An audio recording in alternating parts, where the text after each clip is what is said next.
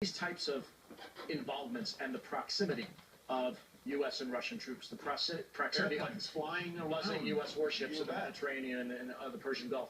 We have, that near altercation actually with the Chinese Navy, and a general told them, or a ship told them to leave, and a Chinese general, a veteran general, said they're not afraid of war with the United States. Now, granted, there's a certain amount of bellicosity that comes with this, but proximity leads to problems. I mean, you can have an accident. Maybe oil prices have been moving up because tensions are rising a bit in the Middle East. Maybe, the markets aren't necessarily giving enough weight. So hedging that maybe with defense stocks or with oil, with gold, U.S. Treasury bonds might be at least partly a strategy. It's always prudent, it seems to me. The markets aren't only about the Fed or earnings or macroeconomics. And we're kind of past that window, right? I mean, the markets don't seem to be concerned with any of that. Yeah, and it's the unanticipated stuff. It's going back to Donald Rumsfeld's known knowns, known unknowns, and unknown unknowns, right? So we're in the unknown territory insofar as, given just how close it is, how provocative things have become with the Russians really asserting themselves. Maybe they want oil prices higher because they're losing revenue left and right. Maybe Vladimir Putin is distracting his people from a very weak economy. There's a lot of moving parts now that we haven't seen, Tyler, for quite some time. And U.S. and Russian forces haven't been this close to each other, with Iranian forces right behind, in quite a long time. So I think it's not something that you fret about. It's a fool's errand to predict geopolitical. Translates it into a percent. That's what our gray column is here. Let's see if any of these are super high. Yeah, 7.8% with Tesla and Tesla reports after today. So if you did have shares of Tesla or maybe an option position on Tesla, that should give you grave concern. Because how accurate is the market maker move? It's the one day, one standard deviation expected move, which gives it an accuracy rate of 68.2%.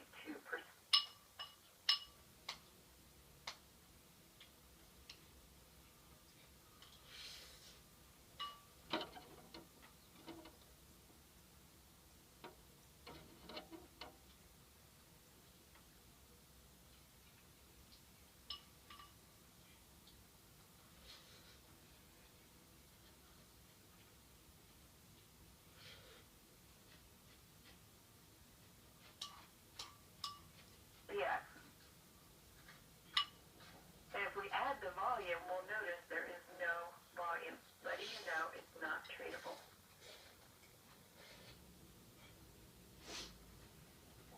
Down here, we look at the volume, it's that nice flat line and it says 0 to infinity. Not tradable. Well, let's go find a symbol that is tradable. And we have several choices of symbols that say S&P 500 in the name. In fact, I think Scott's going to introduce you to one that says S&P 500 in the name here in just a few minutes. But this is a filter you can use for any two symbols. You want to trade VIX. You notice VIX is not tradable. So you start routing through symbols that say VIX in the name. Use the same process to compare your symbol idea to VIX. Let's come in here and let's compare. I just started typing in the word compare. Way easier than scrolling through over 400 indicators. So let's compare it against the S&P 500, and that's actually the default. Therefore, I don't need to change anything. Now, if you were trying to compare a symbol against VIX, change that to VIX. Or you're trying to compare something against oil. Somebody earlier wanted to compare against oil. Put in oil. And we notice they don't track perfectly. There are times when they deviate, but they come right back together. And over the past year, this is a one-year period, see, they deviate and then they come right back together, like almost on top of each other, identical. Right now they're deviating a little bit, but as early as last week, they were right on top of each other. So is the S&P 500 futures a perfect choice? No, you're not going to find a perfect choice. But is it a pretty good choice? Yeah, absolutely. Well, then let's use that symbol. And we're going to come over here to the Analyze tab. We're going to type in that symbol. Now we have a tradable symbol. We could trade the E-mini against our account, and some of you were with us last Thursday for the plunge, or you can watch it on the Seminars tab. And I'm not going to go into using just pure contracts out of the S&P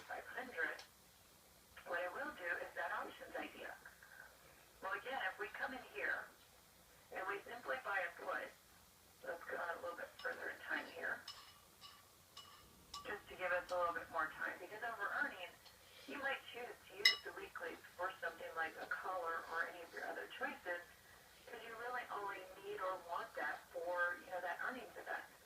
And then if the earnings are fine, remove the collar. Just like you took the dog for a walk, you just walked in your front door, you remove the collar because you're not worried about the dog when he's in the confines of your house.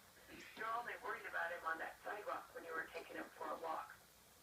Same idea when you're collaring a stock. When you're no longer concerned, remove the hedge. Here, though, for the overall market, if you're looking at the market going, I don't know about this market here, I think it's going to be fine, but just in case. Or I think it's going to be fine, but Janet Yellen's testifying tomorrow morning. I think it's going to be fine, but maybe Apple or Google or somebody has earnings. So you have that little bit of concern. Same idea, though. If we come in here and we buy a put, that's pretty expensive. And where did my put go?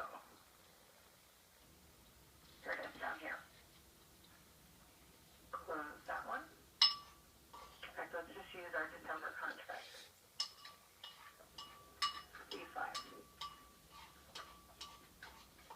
Oops, again. There we go. So we have our December contract in here, and we're looking at this going, that's pretty expensive. Really expensive. And that's a ding against the return on your account. And you'll have to figure out, how many of these you would need, and the trade desk can help you out with that. If you know your beta weighted number on the monitor tab, they can help you out with what size for your hedge. And that'll be a balancing act between, your goal, do you want to be partially hedged, completely hedged, and so on. But that's a ding against the return. It's a nice idea, but it's a ding against the return. Well, same idea with selling the call, only worse here. Some of you are comfortable with open-ended risk. Others of you are like, are you kidding? That would scare me to death to come in here and just sell a naked call on the futures against my account. As it should, for the most part. Even if we put these together, like the collar, because we don't own the S&P 500, we own a bunch of stocks and other positions, we're still naked the call. When we did it against Tesla, that short call wasn't naked because it was against those shares of stock. Not a problem for the short call. So here's what you could do with the future. Instead of selling that call, you could come out here and go buy a cheaper one. Again, how cheap you know that depends on everybody's ultra cheap. Those that have a lot of risk in that short call, but maybe you do less of them because you went wider. And I just held down the control key to add that additional piece, but you can see we're still taking in a credit. Now this is pretty wide, so we do have quite a bit of that upside risk, but why are we placing this? Well, we're placing this trade because we're concerned or afraid that the market might drop. If we were concerned about the market going up, we wouldn't be applying a bearish hedge. But in this case, and depending on which put we selected or how many of these we did, let's bump up our size a little bit. Now you can see, did we still pay for that put? Yeah, a little bit. So we have, $3,000. Maybe we come in here, we do 4 of them. And now we've completely covered the cost of our put. You notice here, in fact, we've taken in $862.50 of credit. If the market drops a little bit, we get to keep that credit minus, whatever our transaction costs were and whatever it costs to go ahead and close the position. The market starts moving quickly, the hedge starts making money to offset the fact that your positions are losing money. And you only get hurt with the hedge if the market goes up. But again, when are you going to apply this? When you're worried about the market going down. When are you going to take it off? When you no longer are concerned about the market going down. In fact, you think the market may be going up. So let's look at, since we only have a few more minutes, let's go ahead and clear this.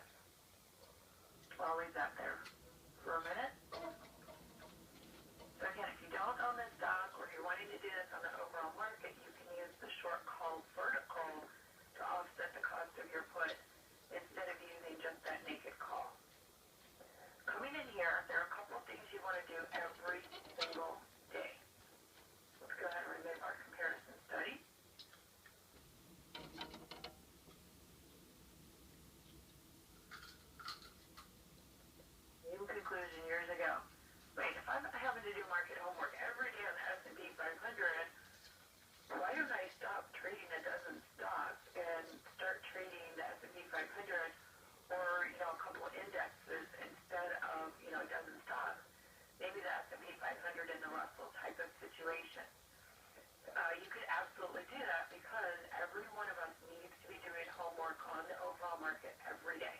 Because if the market drops hard or rises fast, either way, it's going to drag most of the stocks with it in the same direction. We do have a morning radar here. Double check your morning radar. You start seeing things that don't make sense. First off, write them in your trading diary. And then you notice, wow, over the past 2 days, over the past 3 or 4 days, things are really not making sense. I mean, these bonds are screaming up while the market's screaming up. Or the market is going up, but the VIX is also going up. Or you're noticing other relationships in here that are kind of those precursors to the market making a big move. One other thing that you can watch is our VIX. And watch the implied volatility of the VIX. Right now our VIX is going sideways, so not a problem that the implied volatility of VIX is also going sideways. Let's remove our box. Well, I'll leave the line for a minute.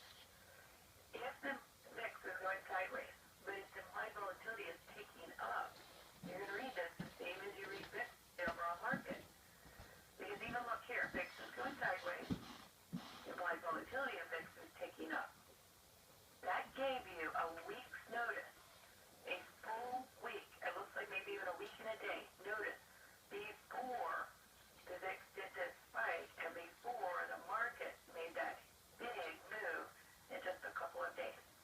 So that's one thing to watch really closely. And if you start seeing this implied volatility taking up, start being concerned. Maybe you do a partial hedge at first. Maybe you get really concerned because you're like, wow, when we're going sideways, this VIX is really starting to climb pretty quickly. Maybe I go ahead and do a more full hedge. Even better if you can get the hedge like the ones we just looked at. If they're positive theta, you're collecting a little bit of time decay off of your hedge while also helping protect your stock or the overall account. And then of course, I do like a tradable symbol because then you can add things like a money flow indicator. You can do things like if you know how to read price and volume. If you notice here, we've been climbing on air and imagination. Yeah, the volume's just really dropped off even though we're here at old highs. Oh, that's another thing to watch for. Are we at old highs and maybe ready to bump its head and fall down again? Are we at old lows? If your account is short and we're at old lows and it looks like we might bounce like we did here, we came to the old low and then we bounced, you know, maybe you put on those hedges against your bearish account.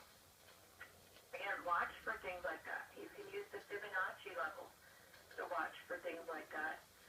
Money flow indicators, use an overbought, oversold indicator. We're not going to go into all of those today. MACD we've covered recently. You can use that as overbought, oversold. Trend and momentum. Is the trend running out of steam? The other day we looked at the DMI system. I think that one actually made the archive. Another indicator that's telling you trend and momentum. Is the direction running out of steam? And I think we're going to keep moving in the same direction. I mean, look what we've done. We're still moving in the same direction, but concerned should have stepped in around here. So what if you were partially hedged? You're making money on your longs. And if we roll over, you have your hedges in place. And again, when you take them off, when you're no longer concerned for your account. Appreciate everybody's time. Take a couple minutes break, and we will be back with today's lunch.